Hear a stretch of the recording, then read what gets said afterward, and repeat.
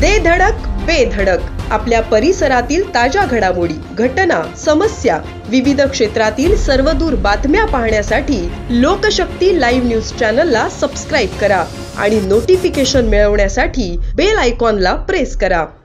Neral police Thane हद्दीत नारळाची वाडी साळोख या ठिकाणी ठेकेदार शोएब बुबेरे यांनी संजू मोहिते या सब ठेकेदाराला 30,000 रुपये देत नाही म्हणून पिस्तूल दाखवे जीवे मारण्याची धमकी दिली आणि हा सगळा प्रकार एका व्हिडिओ मधून समोर आला। कर्जत तालुक्यात BSNL कंपनीचे टॉवर बसवण्याचे काम सुरू आहे। त्यामध्ये शोएब शाबीर बुबेरे हा ठेकेदार असून त्याला BSNL कंपनीकडून एक टॉवर बसवण्याचे 1,80,000 रुपये मिळतात। तर संजू मोहिते हेच काम कमी दरामध्ये करत असल्याने त्याचा राग मनात धरून 18 डिसेंबरला शोएब बुबेरे याने संजू मोहितेला काम बंद करायला सांगितलं आणि 30,000 रुपयांची मागणी करून निघून गेला।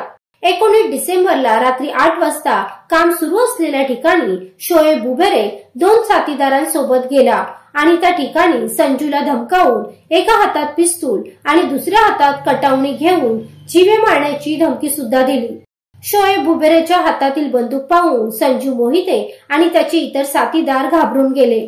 त्यातल्या एकानं त्याचा व्हिडिओ सुद्धा काढला, परंतु व्हिडिओ काढत असताना शोएब बुबेरेनं मोबाईल बघितला आणि घेतला व मोबाईल मध्ये सगळे व्हिडिओ डिलीट केले।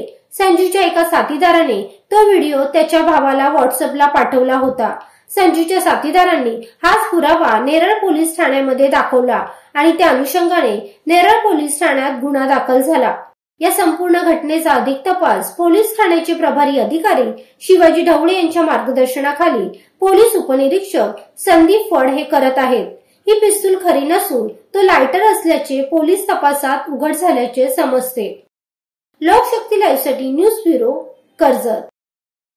अशाच सच्चाई दर्शवणाऱ्या बातम्या पाहण्यासाठी लोकशक्ती लाईव्ह न्यूज चॅनलला लाईक करा, शेअर करा आणि सबस्क्राईब करा।